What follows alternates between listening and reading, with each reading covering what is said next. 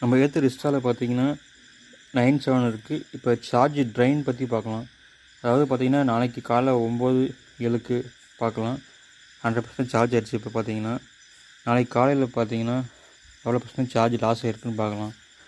ஏன்னா வண்டி சும்மா நம்ம நிற்க வைக்கும் போது 12 hours கணக்கு போட்டுட்டு நின்று அப்படியே டபுள் போட்டு பார்க்கலாம். 4662 இருக்குது. நம்ம வண்டி ட்ரைவ் பண்ண போல கிடையாது. 9.9 இருக்குது. நம்ம 9.7 வச்சுக்கலாம், 9.5 கூட வச்சுக்கலாம். 12 hours.